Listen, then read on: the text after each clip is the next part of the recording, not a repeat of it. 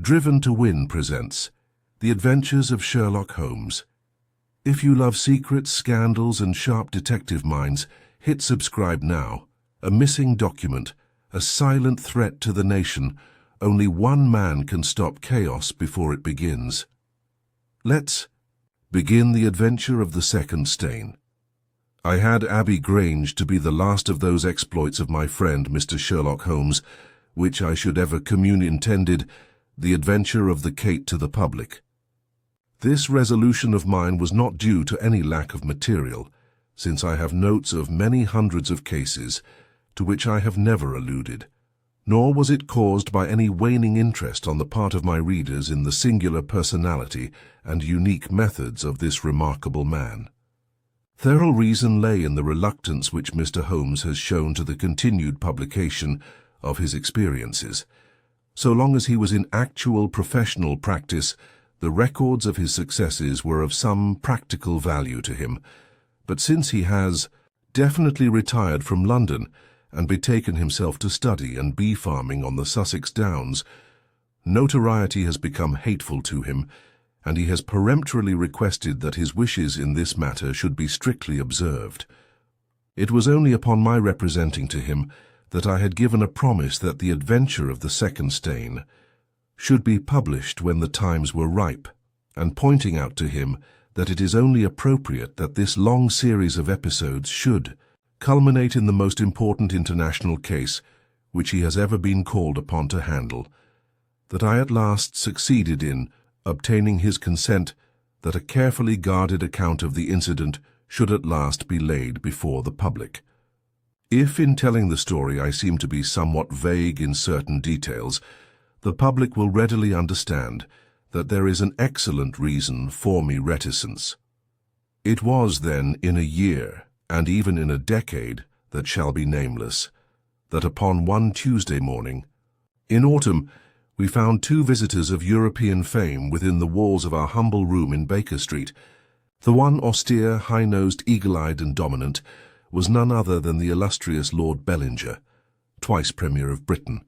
The other, dark, clear-cut and elegant, hardly yet of middle age, and endowed with every beauty of body and of mind, was the Right Honourable Trelawney Hope, Secretary for European Affairs, and the most rising statesman in the country. They sat side by side upon our paper-littered settee, and it was easy to see from their worn and anxious faces that it was business of the most pressing importance which had brought them. The Premier's thin, blue-veined hands were clasped tightly over the ivory head of his umbrella, and his gaunt ascetic face looked gloomily from Holmes to me.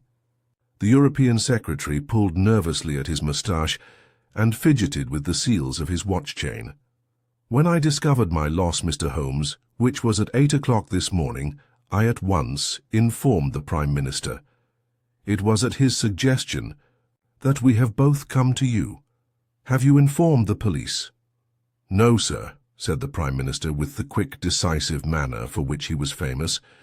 We have not done so, nor is it possible that we should do so. To inform the police must, in the long run, mean to inform the public. This is what we particularly desire to avoid. And why, sir?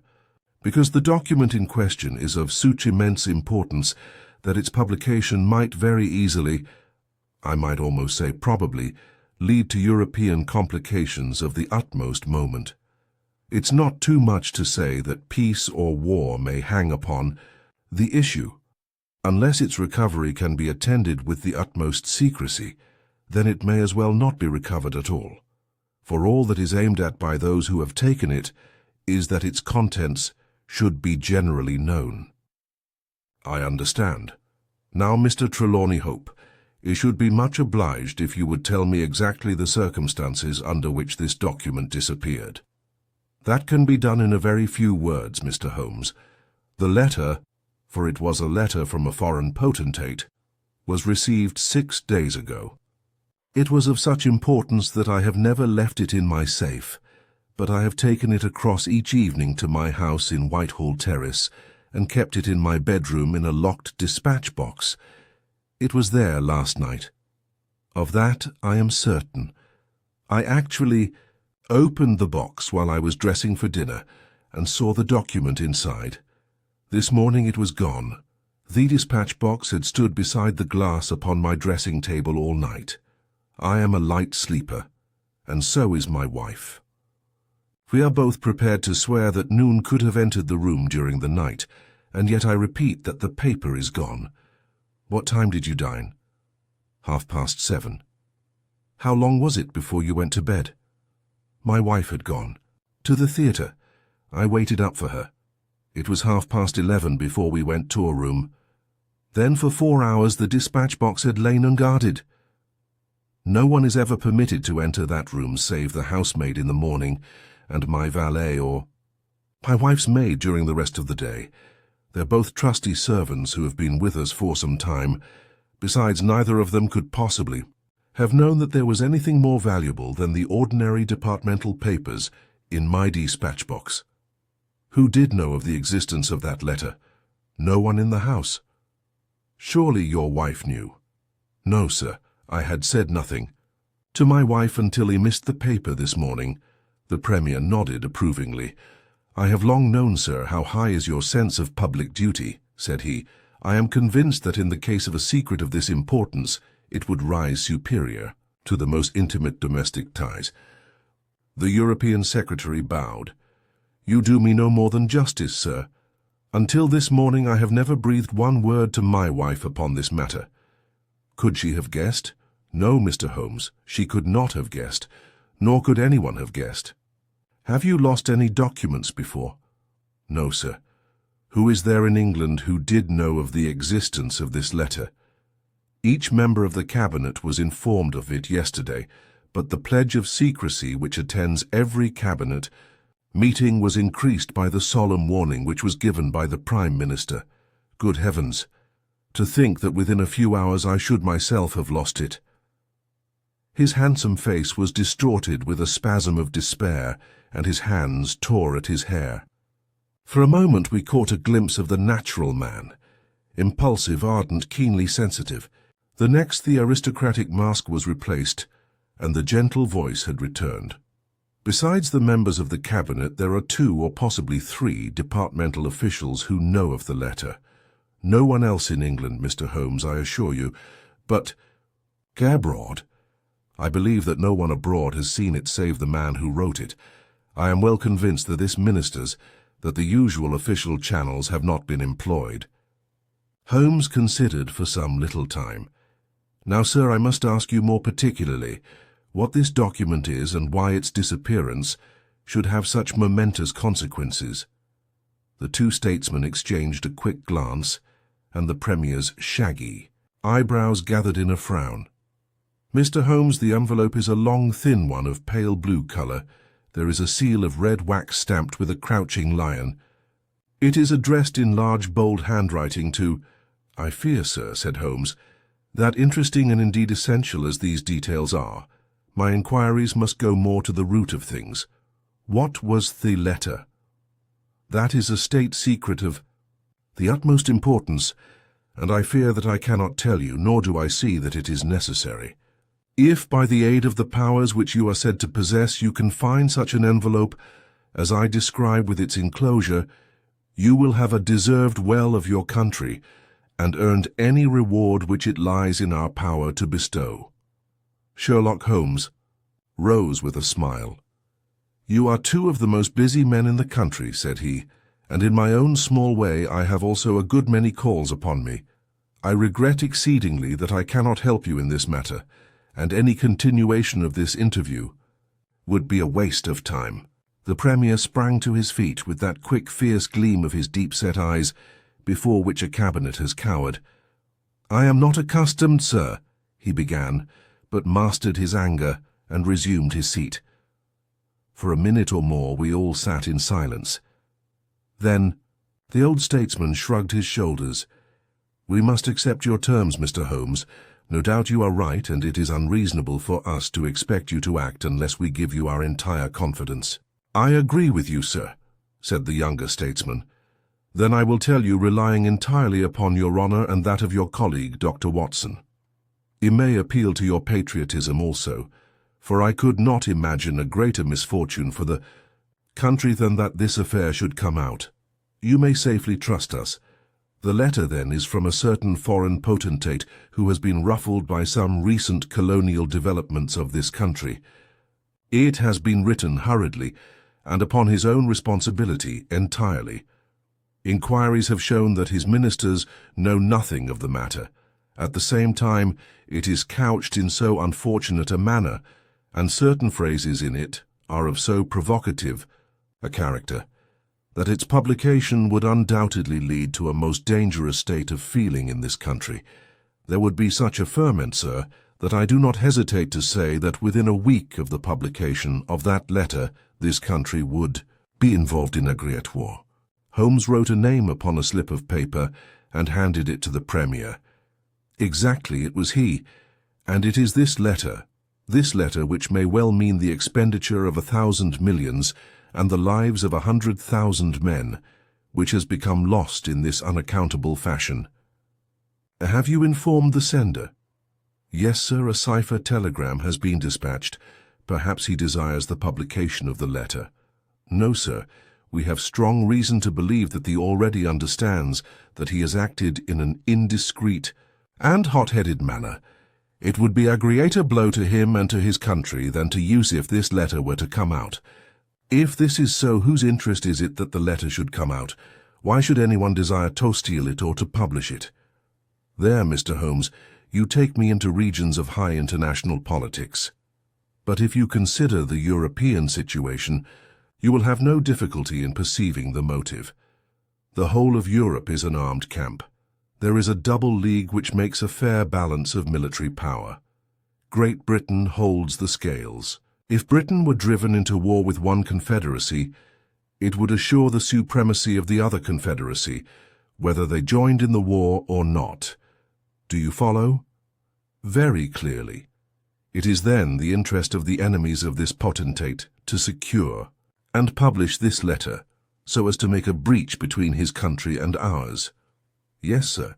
And to whom would this document be sent if it fell into the hands of an enemy? To any of the great chancelleries of Europe. It is probably speeding. On its way thither at the present instant, as fast as steam can take it. Mr. Trelawney Hope dropped his head on his chest and groaned aloud. The Premier placed his hand kindly upon his shoulder. It is your misfortune, my dear fellow. No one can blame you. There is no precaution which you have neglected. Now, Mr. Holmes, you are in full possession of the facts. What course do you recommend? Holmes shook his head mournfully. You think, sir, that unless this document is recovered, there will be war? I think it is very probable. Then, sir, prepare for war. That is a hard saying, Mr. Holmes. Consider the facts, sir. It is inconceivable that was taken after 11:30 at night, since I understand that Mr. Hope and his wife were both in the room from that hour until the loss was found out. It was taken then, yesterday evening, between 7:30 and 11:30, probably near the earlier hour, since whoever took it evidently knew that it was there, and would naturally secure it as early as possible. Now, sir, if a document of this importance were taken at that hour, where can it be now? No one has any reason to retain it. It has been passed rapidly on to those who need it. What chance have we now to overtake or even to trace it? It is beyond our reach. The Prime Minister rose from the settee. What you say is perfectly logical, Mr. Holmes. I feel that the matter is indeed out of our hands. Let us presume, for argument's sake, that the document was taken by the maid or by Thévelet. They are both old and tried servants. I understand you to say that your room is on the second floor, that there is no entrance from without, and that from within no one could go up unobserved. It must, then, be somebody in the house who has taken it. To whom would the thief take it? To one of several international spies and secret agents, whose names are tolerably familiar to me. There are 3 who may be said to be the heads of their profession. I will begin my research by going round and finding if each of them is at this post. If one is missing, especially if he has disappeared since last night, we will have some indication as to where the document has gone. Why should he be missing? Asked the European secretary. He would take the letter to an embassy in London, as likely as not. I fancy not. These agents work independently, and their relations with the embassies are often strained. The Prime Minister nodded his acquiescence. I believe you are right, Mr. Holmes. He would take so valuable a prize to headquarters with his own hands. I think that your course of action is an excellent one. Meanwhile, Hope, we cannot neglect all our other duties on account of this one misfortune. Should there be any fresh developments during the day, we shall communicate with you, and you will no doubt let us know the results of your own inquiries. The two statesmen bowed and walked gravely from the room. When our illustrious visitors had departed, Holmes lit his pipe in silence and sat for some time lost in the deepest thought. I had opened the morning paper and was immersed in a sensational crime which had occurred in London the night before, when my friend gave an exclamation, sprang to his feet, and laid his pipe down upon the mantelpiece. Yes, said he, there is no better way of approaching it. The situation is desperate, but not hopeless. Even now, if we could be sure which of them has taken it, it is just possible that it has not yet passed out of his hands. After all, it is a question of money with these fellows, and I have the British Treasury behind me. If it's on the market, I'll buy it, if it means another penny on the income tax. It is conceivable that the fellow might hold it back to see what bids come from this side before he tries his luck on the other.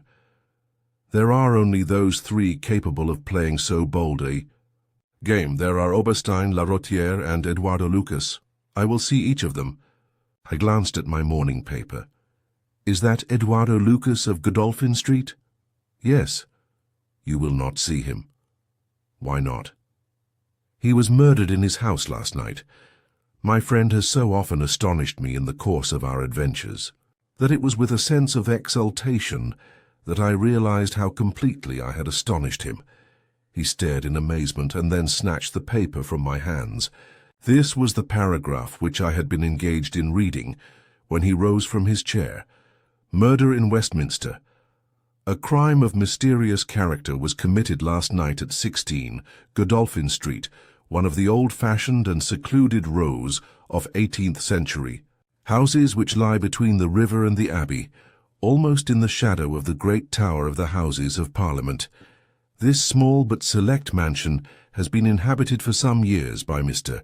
Eduardo Lucas, well known in society circles both on account of his charming personality and because he has the well-deserved reputation of being one of the best amateur tenors in the country. Mr. Lucasis, an unmarried man, 34 years of age, and his establishment consists of Mrs. Pringle, an elderly housekeeper, and of Mitten, his valet. The former retires early and sleeps at the top of the house. The valet was out for the evening, visiting a friend at Hammersmith.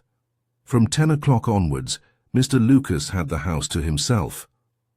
What occurred during that time has not yet transpired, but at 11:45 Police Constable Barrett, passing along Godolphin Street, observed that the door of number 16 was ajar.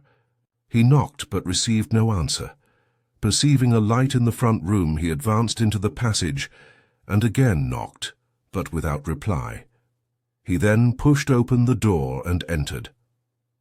The room was in a state of wild disorder, the furniture being all swept to one side and one chair lying on its back in the center.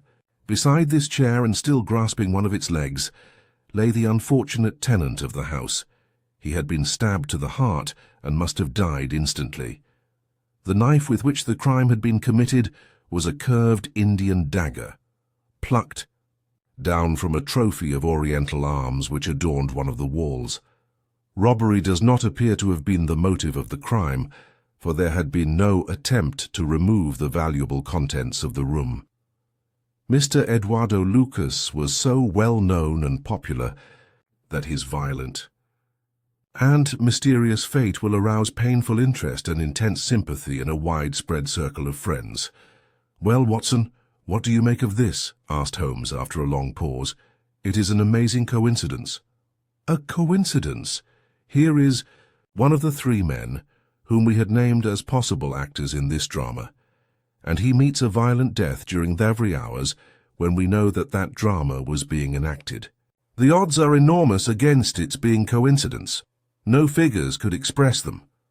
No, my dear Watson, the two events are connected, must be connected. It is for us to find the connection. But now the official police must know all. Not at all. They know all they see at Godolphin Street.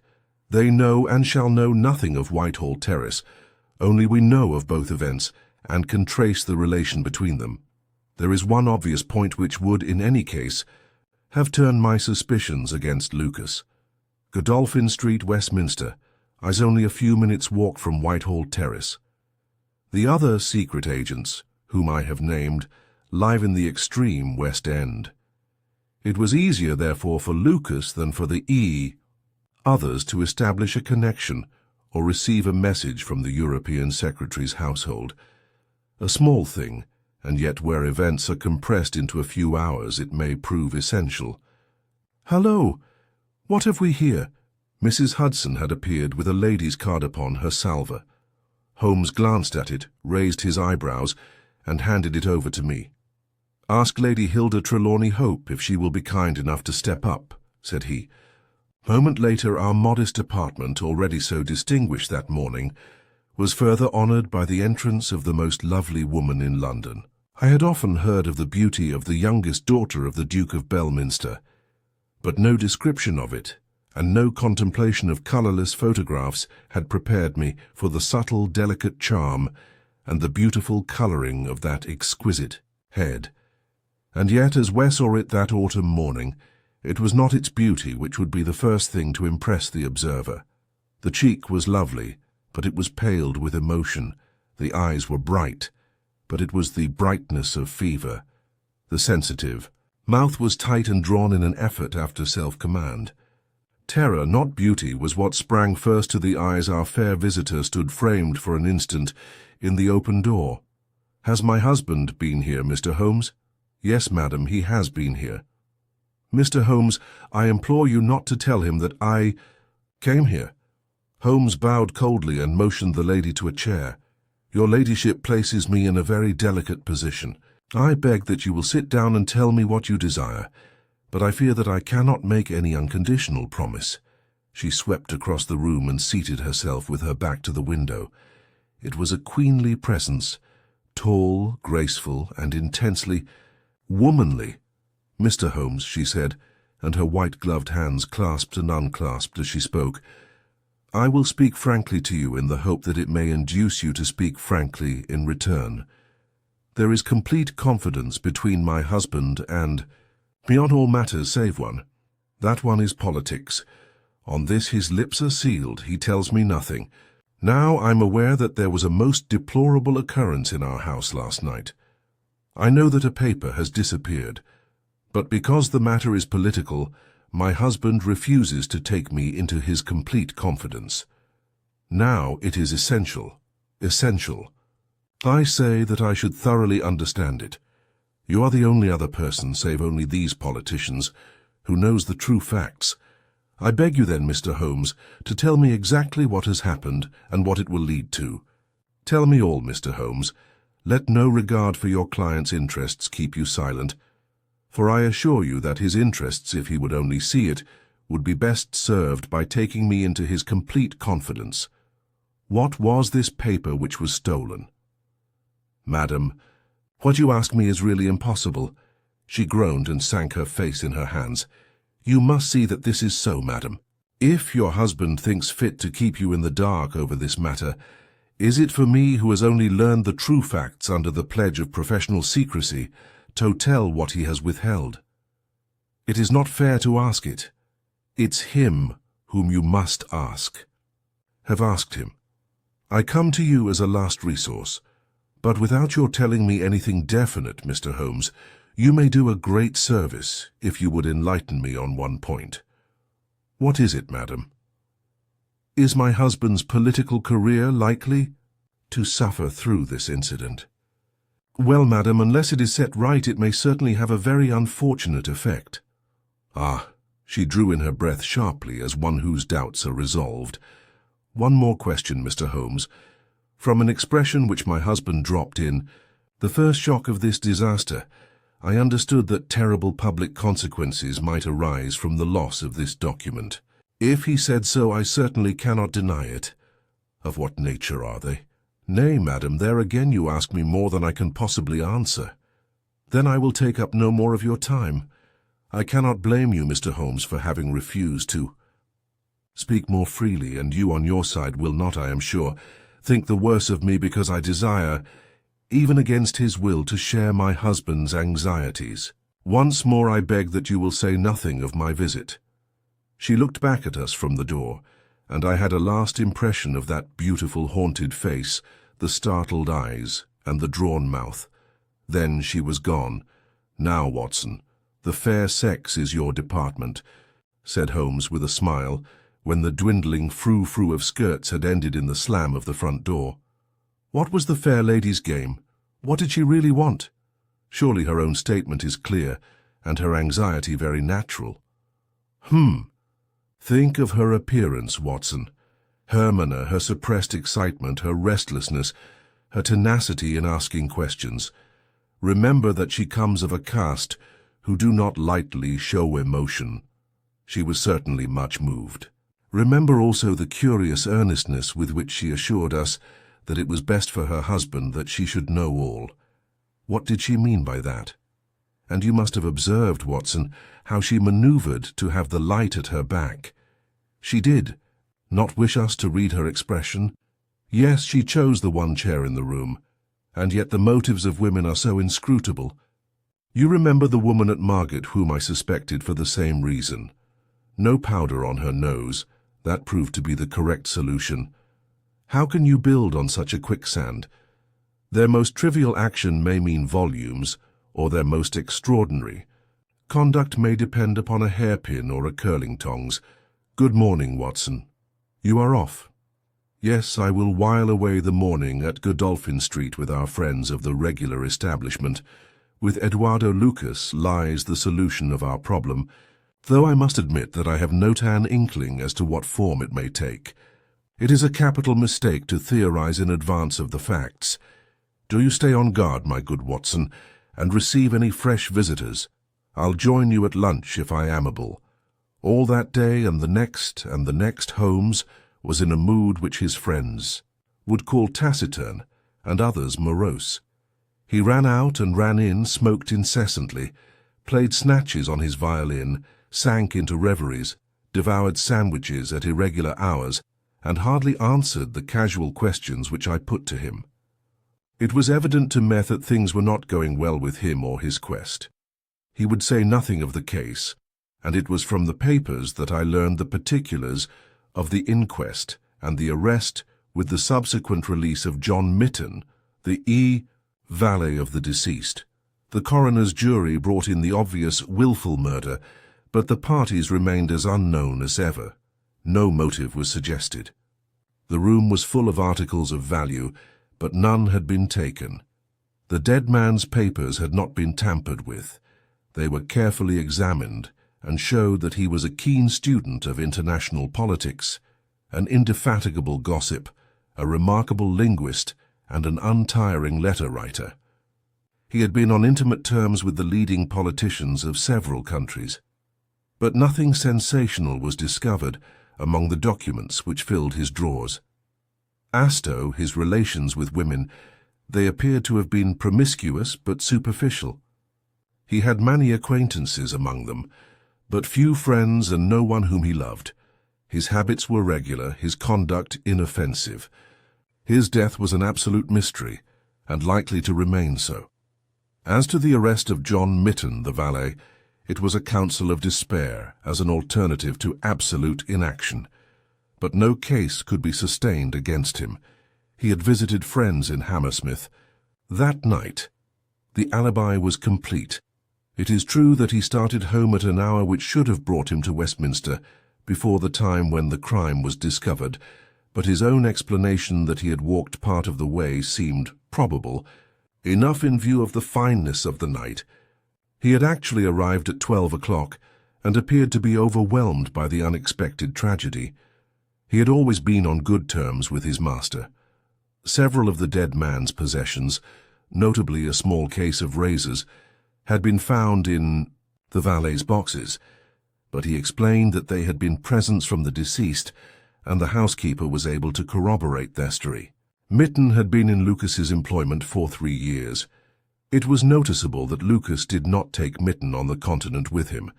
Sometimes he visited Paris for 3 months on end, but Mitten was left in charge of the Godolphin Street house.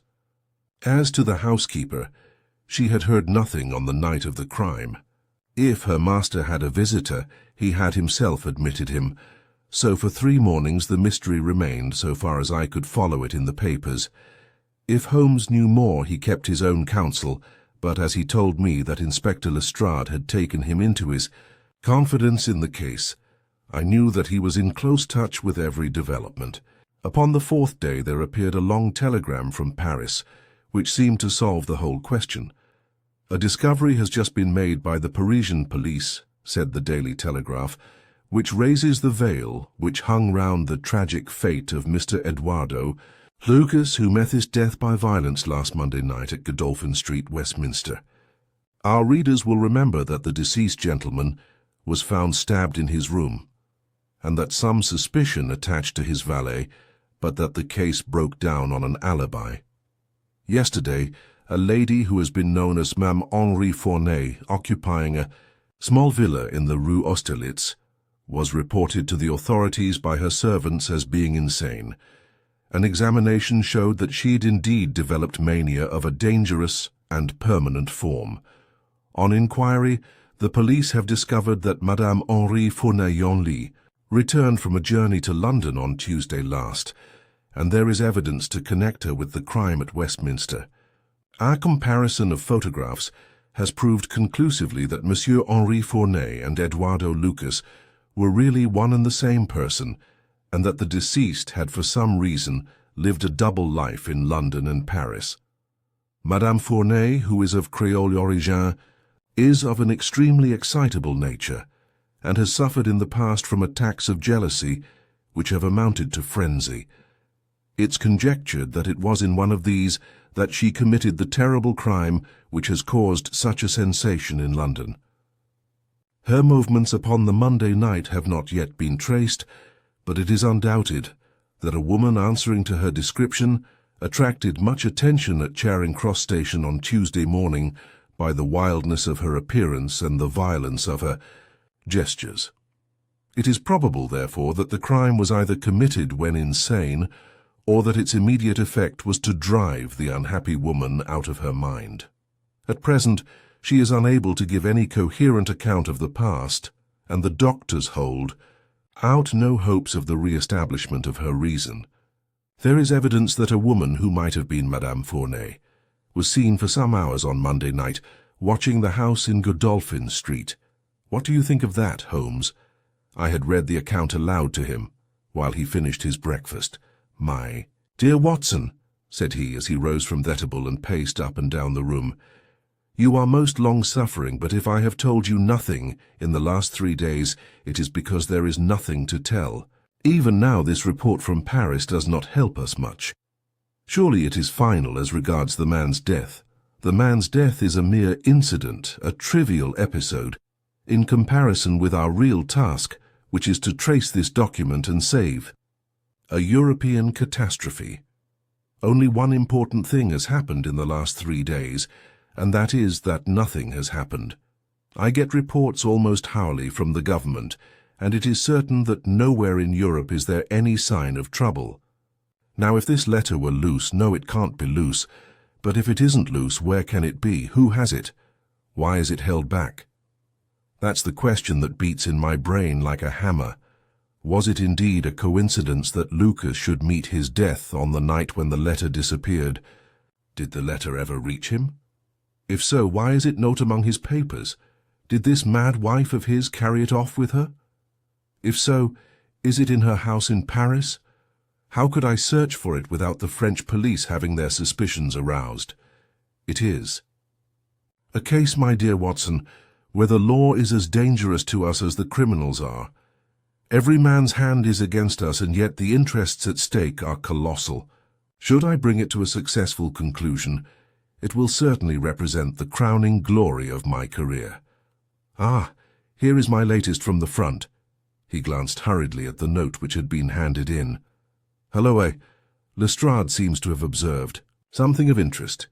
Put on your hat, Watson, and we will stroll down together to Westminster. It was my first visit to the scene of the crime. A high, dingy, narrow-chested house, prim, formal and solid, like the century which gave it birth. Lestrade's bulldog features gazed out at us from the front window, and he greeted us warmly when a big constable had opened the door and let us in. The room into which we were shown was that in which the crime had been committed, but no trace of it now remained, save an ugly, irregular stain upon the carpet. This carpet was a small square drugget in the centre of the room, surrounded by a broad expanse of beautiful old-fashioned wood flooring in square blocks highly polished. Over the fireplace was a magnificent trophy of weapons, one of which had been used on that tragic night. In the window was a sumptuous writing desk, and every detail of the apartment, the pictures, the rugs, and the hangings, all pointed to a taste which was luxurious to the verge of effeminacy. "Seen the Paris news?" asked Lestrade. Holmes nodded. Our French friends seem to have touched the spot this time. No doubt it's just as they say. She knocked at the door. Surprise visit. I guess for her kept his life in watertight compartments. He let her in, couldn't keep her in the street. She told him how she had traced him, reproached him. One thing led to another, and then with that dagger so handy, the end soon came. It wasn't all done in an instant, though, for these chairs were all swept over yonder, and he had one in his hand as if he'd tried to hold her off with it. We've got it all clear as if we had seen it. Holmes raised his eyebrows. And yet you have sent for me. Ah, yes, that's another matter, a mere trifle, but the sort of thing you take an interest in. Queer, you know, and what you might call freakish. It has nothing to do with the main fact. Can't have, on the face of it. What is it, then? Well, you know, after a crime of this sort, we're very careful to keep things in their position. Nothing has been moved. Officer in charge here day and night. This morning, as the man was buried and the investigation over, so far as this room is concerned, we thought we could tidy up a bit. This carpet, you see, it is not fastened down, only just laid there. We had occasion to raise it. We found— Yes? You found— Holmes's face grew tense with anxiety. Well, I'm sure you would never guess in 100 years what we did find. You see that stain on the carpet? Well, a great deal must have soaked through, must it not? Undoubtedly it must. Well, you will be surprised to hear that there's no stain on the white woodwork to correspond. No stain, but there must— Yes, so you would say. But the fact remains that there isn't. He took the corner of the carpet in his hand and, turning it over, he showed that it was indeed as he said. But the underside is as stained as the upper. It must have left a mark. Lestrade chuckled with delight at having puzzled the famous expert. Now, I'll show you the explanation. There is a second stain, but it does not correspond with the other. See for yourself. As he spoke, he turned over another portion of the carpet, and there, sure enough, was a great crimson spill upon the square white facing of the old-fashioned floor. What do you make of that, Mr. Holmes? Why, it is simple enough. The two stains did correspond, but the carpet has been turned round. As it was square and unfastened, it was easily done. The official police don't need you, Mr. Holmes, to tell them that the carpet must have been turned round. That's clear enough, for the stains lie above each other, if you lay it over this way. But what I want to know is, who shifted the carpet, and why? I could see from Holmes's rigid face that he was vibrating with inward excitement. "Look here, Lestrade," said he. "Has that constable in the passage been in charge of the place all the time?" "Yes, he has." "Well, take my advice. Examine him carefully. Don't do it before us. We'll wait here. You take him into the back room. You'll be more likely to get a confession out of him alone. Ask him how he dared to admit people, and Leave them alone in this room. Don't ask him if he has done it. Take it for granted. Tell him you know someone has been here. Press him. Tell him that a full confession is his only chance of forgiveness. Do exactly what it tell you." "By George, if he knows, I'll have it out of him," cried Lestrade. He darted into the hall, and a few moments later his bullying voice sounded from the back room. "Now, Watson, now!" cried Holmes with frenzied eagerness. All the demoniacal force of the man masked behind that listless manner burst out in a paroxysm of energy. He tore the drugget from the floor and in an instant was down on his hands and knees, clawing at each of the squares of wood beneath it. One turned sideways as he dug his nails into the edge of it. It hinged back like the lid of a box. A small black cavity opened beneath it. Holmes plunged his eager hand into it and drew it out with a bitter snarl of anger and disappointment. It was empty. "Quick, Watson, quick! Get it back again." The wooden lid was replaced, and the drugget had only just been drawn straight when Lestrade's voice was heard in the passage. He found Holmes leaning languidly against the mantelpiece, resigned and patient, endeavouring to conceal his irrepressible yawns. "Sorry to keep you waiting, Mr. Holmes. I can see that you are bored to death with the whole affair." "Well, he has. Confessed, all right. Come in here, Macpherson. Let these gentlemen hear of your most inexcusable conduct." The big constable, very hot and penitent, sidled into the room. "I meant no harm, sir, I'm sure. The young woman came to the door last evening. Mistook the house, she did. And then we got talking. It's lonesome when you're on duty here all day." "Well, what happened then?" "She wanted to see where the crime was done. Had read about it in the papers, she said. She was a very respectable, well-spoken young woman, sir, and I saw no harm in letting her have a peep. When she saw that mark on the carpet, down she dropped on the floor and lay as if she were dead. I ran to the back and got some water, but I could not bring her to. Then I went round the corner to the ivy plant for some brandy, and by the time I had brought it back the young woman had recovered and was off, ashamed of herself, I dare say, and dared not face me. How about moving that drugget?" "Well, sir, it was a bit rumpled, certainly, when I came back. You see, she fell on it, and it lies on a polished floor with nothing to keep it in place. I straightened it out afterwards." "It's a lesson to you that you can't deceive me, Constable Macpherson," said Lestrade with dignity. "No doubt you thought that your breach of duty could never be discovered, and yet a mere glance at that drugget was enough to convince me that someone had been admitted to the room. It's lucky for you, my man, that nothing is missing, or you would find yourself in Queer Street. I'm sorry to have called you down over such a petty business, Mr. Holmes, but I thought the point of the second stain not corresponding with the first would interest you." "Certainly it was most interesting. Has this woman only been here once, Constable?" "Yes, sir, only once." "Who was she?" "Don't know the name, sir." "Was answering an advertisement about typewriting and came to the wrong number. Very pleasant, genteel young woman, sir." "Tall, handsome?" "Yes, sir, she was a well-grown young woman. I suppose you might say she was handsome. Perhaps some would say she was very handsome."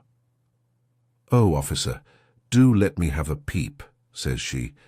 She had pretty, coaxing ways, as you might say, and he thought there was no harm in letting her just put her head through the door. How was she dressed?"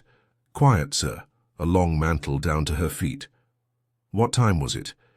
"It was just growing dusk at the time. They were lighting the lamps as I came back with the brandy." "Very good," said Holmes. "Come, Watson, I think that we have more important work elsewhere."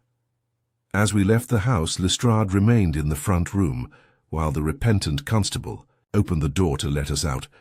Holmes turned on the step and held up something in his hand. The constable stared intently. "Good Lord, sir," he cried, with amazement on his face. Holmes put his finger on his lips, replaced his hand in his breast pocket, and burst out laughing as we turned down the street. "Excellent," said he. "Come, friend Watson, the curtain rings up for the last act.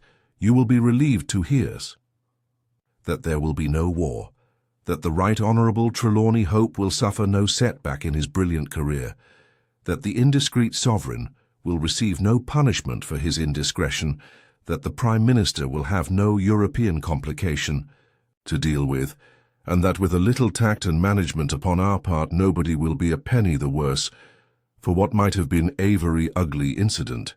My mind filled with admiration for this extraordinary man. "You have solved it," I cried. "Hardly that, Watson. There are some points which are as dark as ever, but we have so much that it will be our own fault if we cannot get there. We will go straight to Whitehall Terrace and bring the matter to a head." When we arrived at the residence of the European Secretary, it was for Lady Hilda Trelawney Hope that Sherlock Holmes inquired. We were shown into the morning room. "Mr. Holmes," said the lady, and her face was-pink with her indignation, "this is surely most unfair and ungenerous upon your part. I desired, as I have explained, to keep my visit to you a secret, lest my husband should think that I was intruding into his affairs, and yet you compromise me by coming here, and so showing that there are business relations between us. Unfortunately, madam, I had no possible alternative. I have been commissioned to recover this immensely important paper. I must therefore ask you, madam, to be kind enough to place it in my hands." The lady sprang to her feet, with the colour all dashed in an instant from her beautiful face. Her eyes glazed, she tottered, I thought that she would faint. Then, with a grand effort, she rallied from the shock, and a supreme astonishment and indignation chased every other expression from her features. You insult me, Mr. Holmes. Come, madam, it is useless. Give up the letter." She darted to the bell. "The butler shall show you out. Do not ring, Lady Hilda. If you do, then all my earnest efforts to avoid a scandal will be frustrated.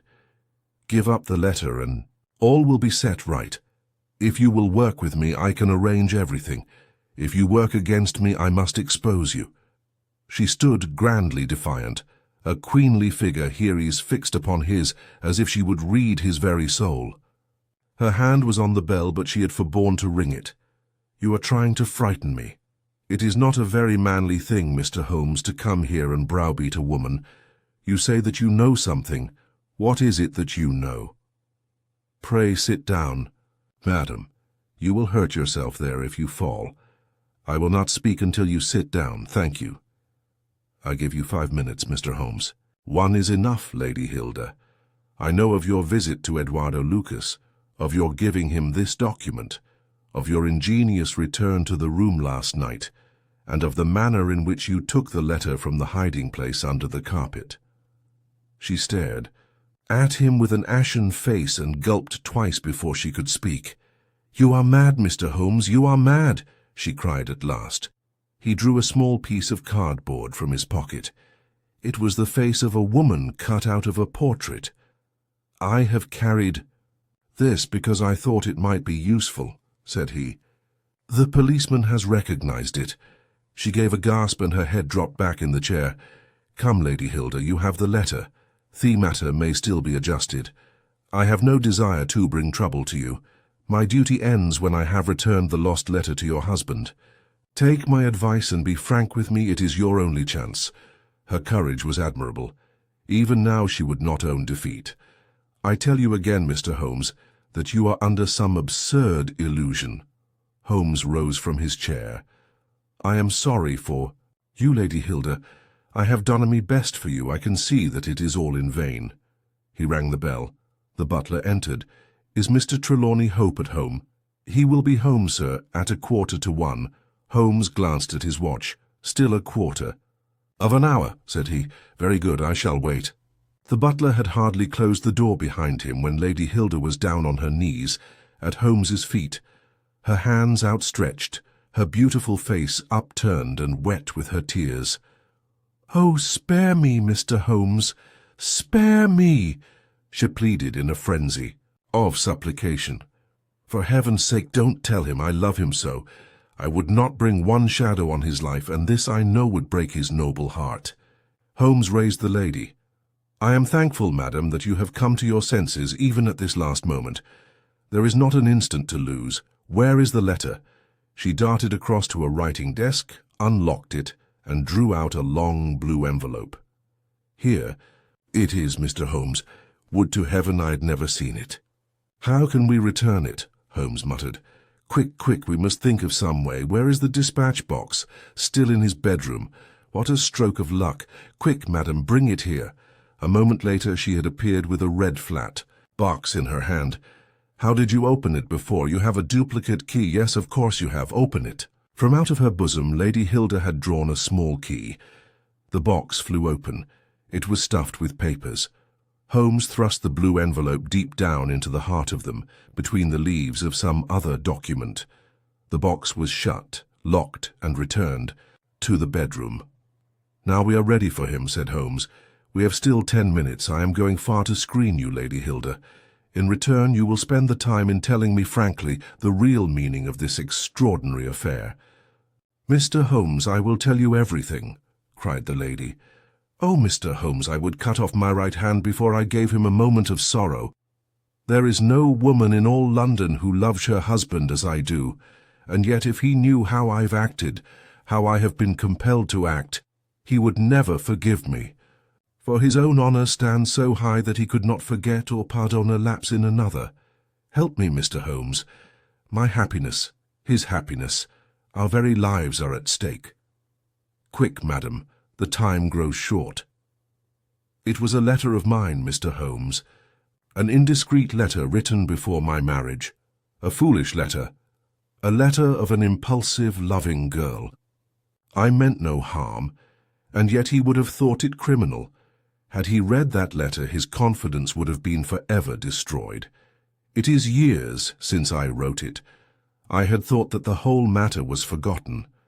Then at last I heard from this man Lucas that it had passed into his hands, and that he would lay it before my husband.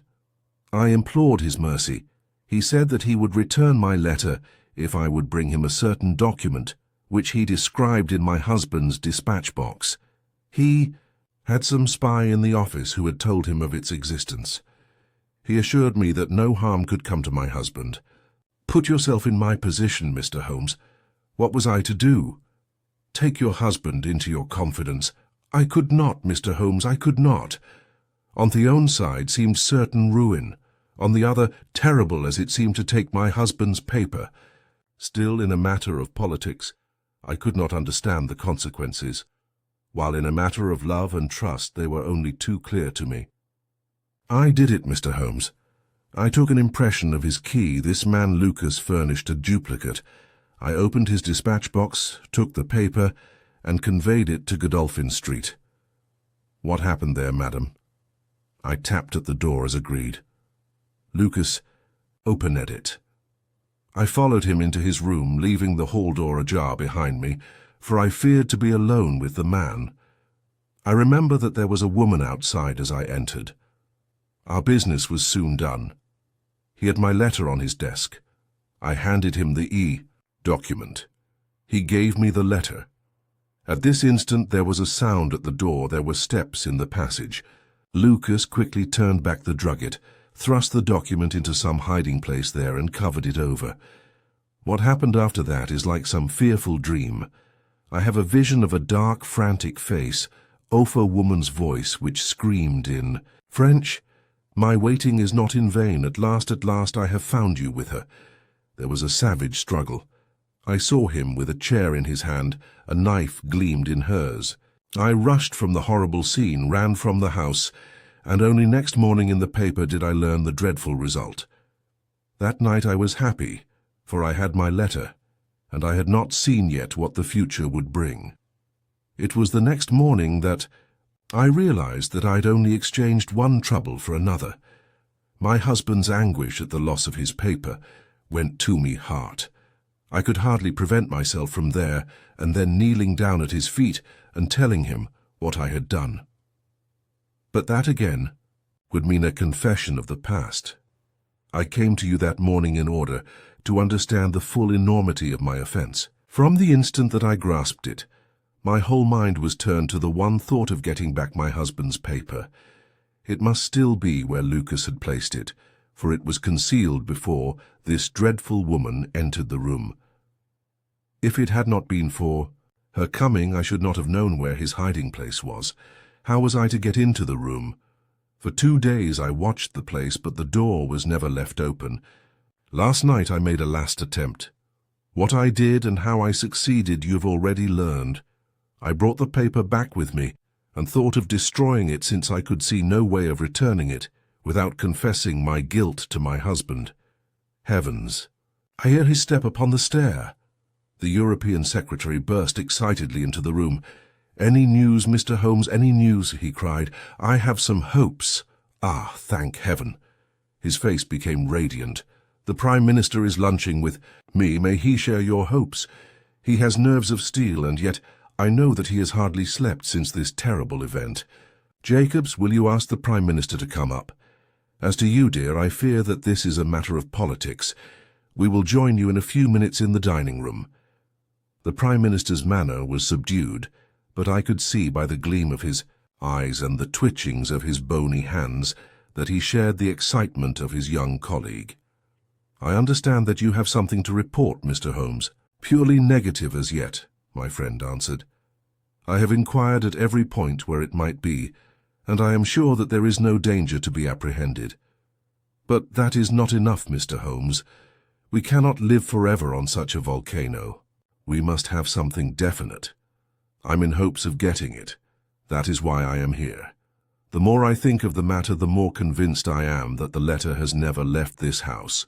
Mr. Holmes, if it had, it would certainly have been public by now. But why should anyone take it in order to keep it in his house? I am not convinced that anyone did take it. Then how could it leave the dispatch box? I'm not convinced that it ever did leave the dispatch box. Mr. Holmes, this joking is very ill-timed. You have my assurance that it left the box. Have you examined the box since Tuesday morning? No, it was not necessary. You may conceivably have overlooked it. Impossible, I say. But I am not convinced of it. I have known such things to happen. I presume there are other papers. There, well, it may have got mixed with them. It was on the top. Someone may have shaken the box and displaced it. No, I had everything out. Surely it is easily decided, Hope, said the Premier. Let us have the dispatch box. Brought in. The secretary rang the bell. Jacobs, bring down my dispatch box. This is a farcical waste of time, but still, if nothing else will satisfy you, it shall be done. Thank you, Jacobs, put it here. I have always had the key on my watch chain. Here are the papers, you see. Letter from Lord Merrow, report from Sir Charles Hardy, memorandum from Belgrade, note on the Russo-German grain taxes, letter from Madrid, note from Lord Flowers. Good heavens! What is this? Lord Bellinger, Lord Bellinger! The Premier snatched the blue envelope from his hand. Yes, it is it, and the letter is intact. Hope, I congratulate you. Thank you. Thank you. What a weight from me heart. But this is inconceivable. Impossible. Mr. Holmes, you are a wizard, a sorcerer. How did you know it was there? Because I knew it was nowhere else. I cannot believe my eyes. He ran wildly to the door. Where is my wife? I must tell her that all is well. Hilda, Hilda! We heard his voice on the stairs. The Premier looked at Holmes with twinkling eyes. Come, sir, said he. There is more in this than meets the eye. How came the letter back in the box? Holmes turned away, smiling from the keen scrutiny of those wonderful eyes. We also have our diplomatic secrets, said he, and picking up his hat, he turned to the door. The scandal never reached the headlines because Sherlock Holmes got there first. In silence, he solved what others feared to whisper. Thank you for listening. More mysteries await only on Driven to Win.